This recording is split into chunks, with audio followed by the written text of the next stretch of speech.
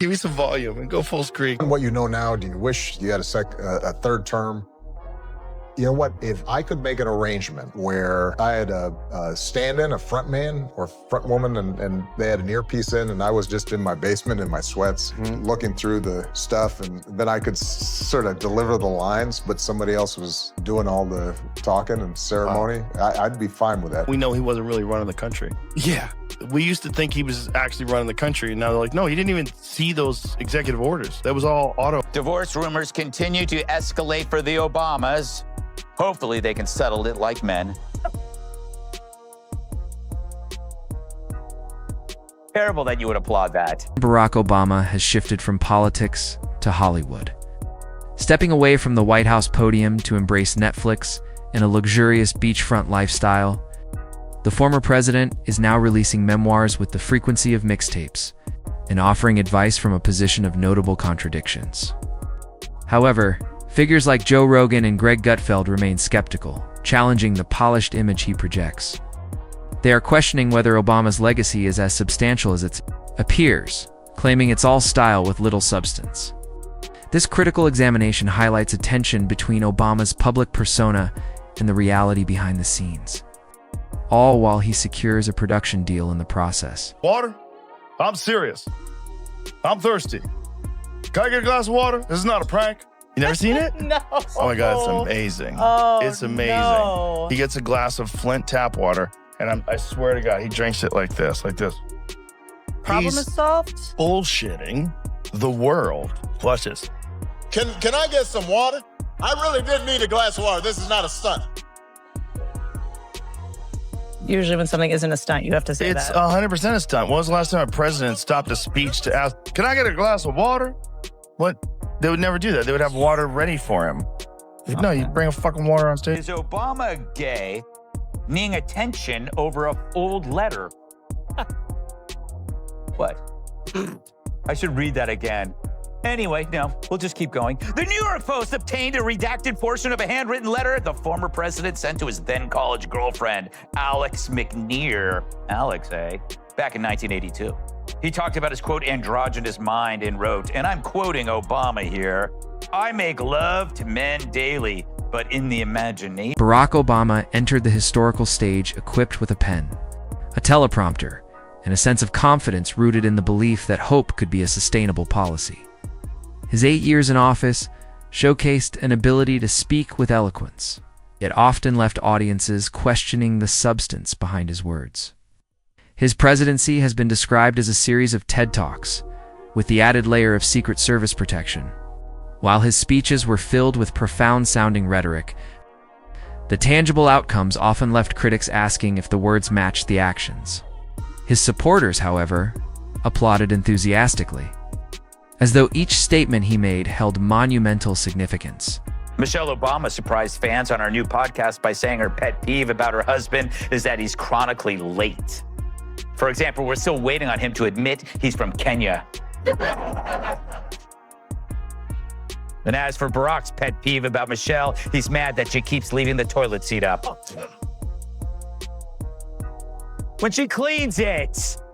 When she cleans. Joe Rogan has become a vocal critic, dissecting the narrative-driven nostalgia surrounding Barack Obama's legacy.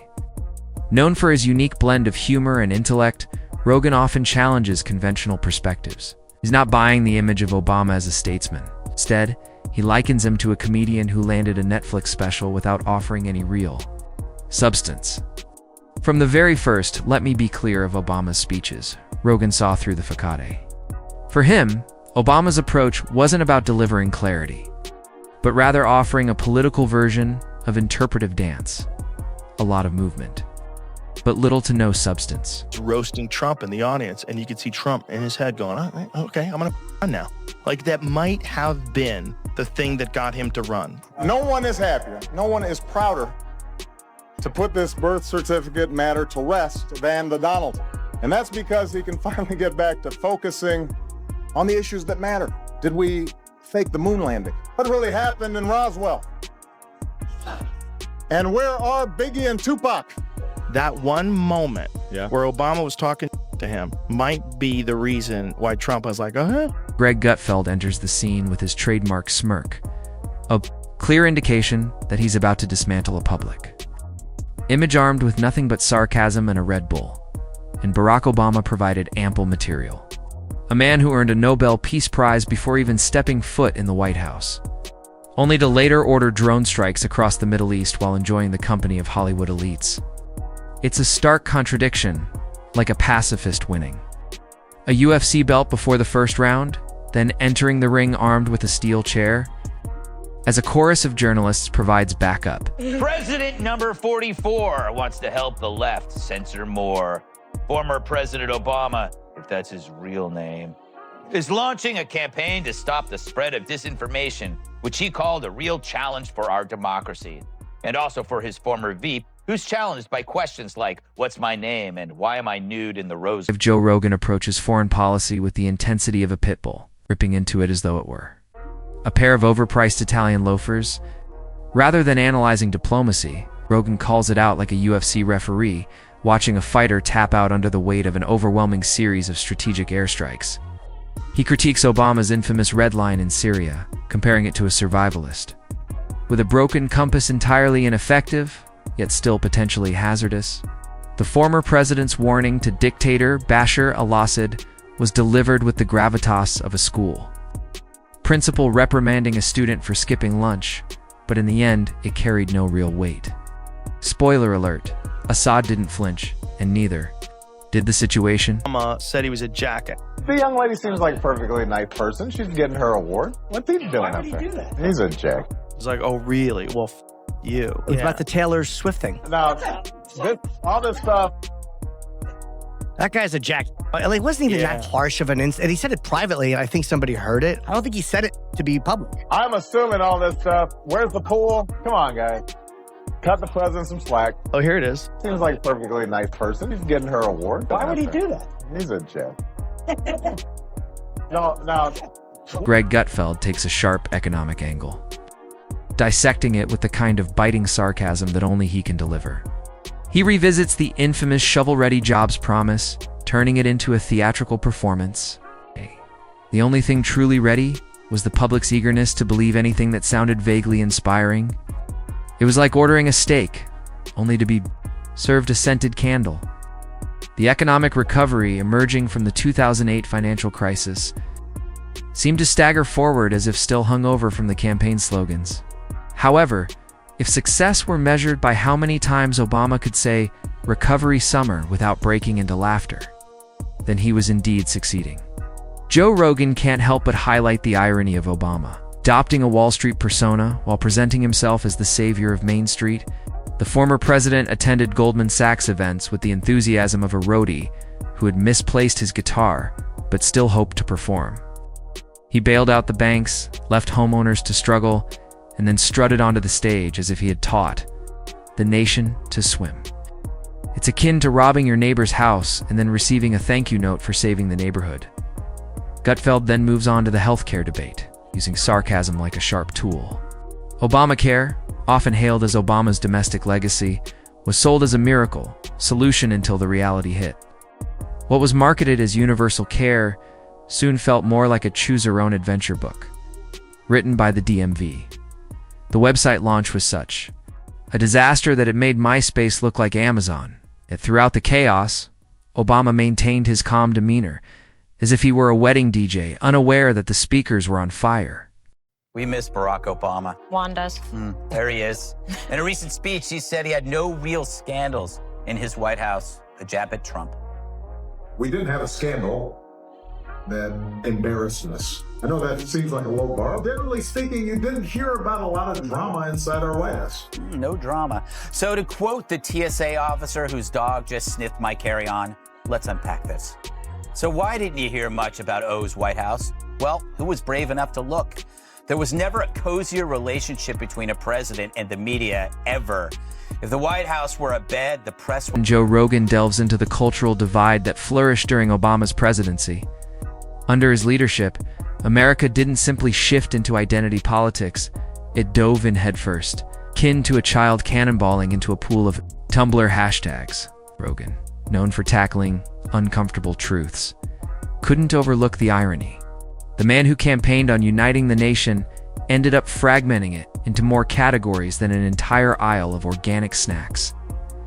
At Whole Foods, the focus shifted from unity to division. Greg Gutfeld takes aim at the notion that understanding Obama's brilliance required a special key, mocking the idea with a sharp, biting wit. In reality, he suggests, all it took was the ability to sit through an hour of glossy rhetoric that ultimately amounted to nothing. Rogan, not one to hold back, calls out the surveillance state that expanded under Obama, likening it to a dystopian fan fiction that somehow became reality.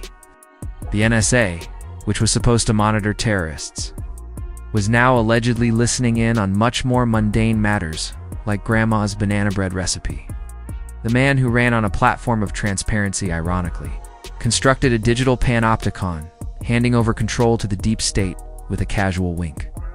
And yet, the public continued to cheer, as though Obama had handed them liberty, not a wiretap. Obama, during this Kamala Harris administration, it changed my opinion of that guy. Boy. Really? Did you have a high opinion of him before? Yeah, I did. Yeah, I did, just as an intelligent person. Right. But watching him just straight up lie about Trump, the thing that got me was that very fine people thing, the white supremacist thing. They just kept trying to say that he was a racist. Who said that there were very fine people on both sides of a white supremacist rally. Which is this thing that I think worked in like 2017. Yeah. You know, I think it worked back then. I don't think it works in. Greg Gutfeld steps forward, wielding his trademark sarcasm like an artist's brush, flinging it across Obama's legacy with the same intensity as Jackson Pollock at a White House portrait.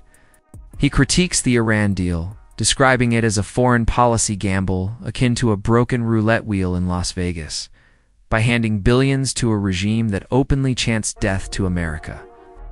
Obama walked away with a grin, as if he had secured backstage. Passes to a rational solution. Gutfeld imagines Obama shaking hands with the Ayatollah, blindfolded, pen in hand, surrounded by diplomats, each reading from a different script. Next, Gutfeld targets the immigration paradox. Under Obama's watch, more people were deported than during any other administration. Despite speeches that framed the issue as though they were bedtime stories for activists, Rogan, known for his blunt perspective, envisions Obama standing before the Statue of Liberty, talking about hope, only to pull a trapdoor lever beneath thousands of dreamers. What was presented as a sanctuary for immigrants turned out to be little more than an illusion. Cleverly packaged in a press release. Doing. Or you go after other Democrats. Let the primaries start now. Go after Newsom, or, go after Fetterman. Go after somebody. The media will gobble that up. Or you go after some foreign leader. Take an axe to Chi, or go after the cartels or something. Get yourself banned from travel somewhere, okay? Mm-hmm. And then go after some CEO. Go after some big fat cat CEO that's just like hurting his workers and just running up prices. Go after that guy. And then you go on Rogan and you laugh at yourself. That is the recipe for getting attention without going after Donald Trump. Because every time you clash with Trump, you lose, and you look like you don't care about the rest of the American people. We've talked a lot about how the Democrats are trying to find the answer to Trump. They're trying to find the analog to him. But part of Obama's comments, too, he said, stop looking for the quick fix. Stop looking for the Messiah. You have a great candidates running races right now. Just focus on what you have in front of you. Yeah, but the thing is, if you listen to Obama and you look at these inorganic protests, they say you have to have courage, rally, act, resist, but they don't. For what? What is the actual issue? When Trump owns every issue 80-20 by almost every metric, from the economy to crime to immigration, where are you? The high ground maneuver of common sense has relegated it into more extreme measures. Ask Obama, okay, where do I apply this courage? What space do I park it in? Should I double down on trans dudes in women's sports? Greg Gutfeld turns his attention to Obama's celebrity friendships, pointing out that during his presidency, Obama seemed more focused on photo ops than on governing. From Beyonce to Steven Spielberg, he wasn't exactly running the country. He was taking part in high-profile events like the prom king of globalist galas. Every state dinner resembled an Oscars night with just a bit more focus on nuclear codes. Gutfeld imagines Obama rehearsing his speech cadence in front of a mirror, surrounded by candlelight and the scent of Tom Ford. What was presented as leadership, Gutfeld argues, was more about carefully curated aesthetic governance, complete. With a jazz playlist and a fact-checker on call, Joe Rogan doesn't let Chicago slip by unnoticed. For Rogan, it's impossible to forget the city where Obama cut his political teeth while seemingly ignoring the soaring violence. Struggling schools and deep-rooted poverty that defined his ideological backyard calls it out directly. You can't fly over a crater and call it a garden. Chicago, he asserts, was a living testament to everything Obama claimed to care about. Yet, Obama did little more than raise campaign funds and deliver lofty rhetoric while ignoring the real problems on the ground. Gutfeld then takes aim at Obama's approach to climate change. Despite attending environmental conferences in Air Force One and returning with little more than a tote bag full of empty promises, Obama's environmental policies often fell flat. His pledge for green jobs, Gutfeld quips, was akin to a child handing out lemonade coupons during a snowstorm. Meanwhile, the actual emissions continued unchecked. Greg jokes that Obama probably had a solar panel installed on his golf cart just to flaunt it at Martha's Vineyard. Part of the reason it's hard to bring about change is because we live in a media environment that elevates falsehoods as much as truths and divides people as much as it brings them together. Through the Obama Foundation, we're working to empower and equip emerging leaders to tackle issues like the spread of disinformation. Of course, as plenty of people immediately pointed out, it was Obama's Democratic allies who cooked up the Russian collusion hoax.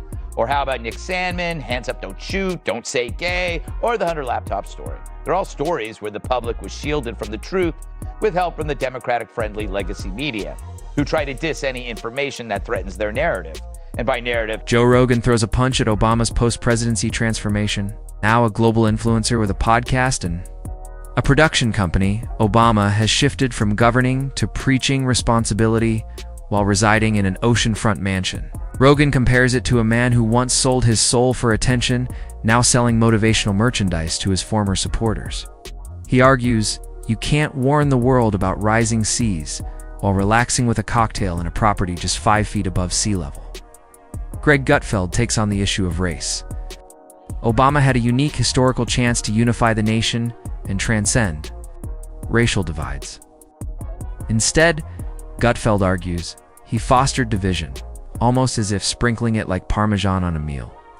He imagines Obama delivering speeches like a philosopher, only to then serve as the ghostwriter for the instruction manual used by online mobs. According to Gutfeld, Obama's approach wasn't about true progress, but about painting anyone who disagreed as morally flawed, using poetic guilt as a political tool. Under Obama, opposing his healthcare plan could feel like you were suddenly reduced to a second-class citizen. Rogan doesn't spare Obama's perceived arrogance either. He critiques the former president's subtle smirk and professorial demeanor, suggesting it wasn't true confidence, but rather the political equivalent of an eye roll.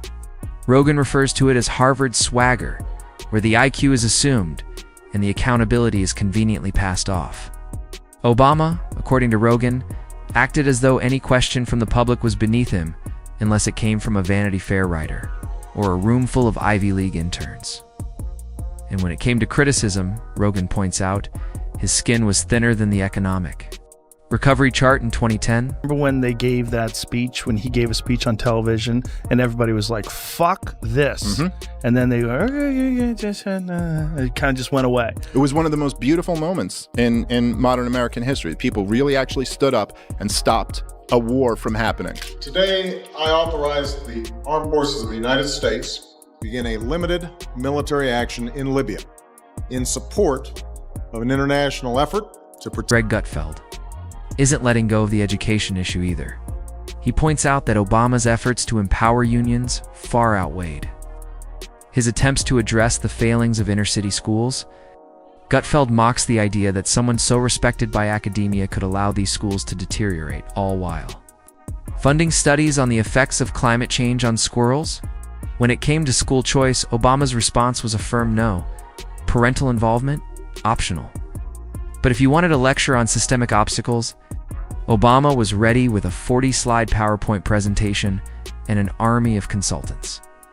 Joe Rogan wraps up the segment by addressing Obama's ability to sell a product. According to Rogan, Obama was the smoothest salesman in the world, but in the end, what he was really selling was nothing cool. Minty and well-branded air. He made people feel like they were part of something noble, even as their insurance premiums soared and their local VA hospitals forgot their names. That, Rogan argues, is the magic and the con. Obama didn't govern. He narrated America's decline with a voice made for Spotify and a golf swing. But both Rogan and Gutfeld agrees his roast is far from over.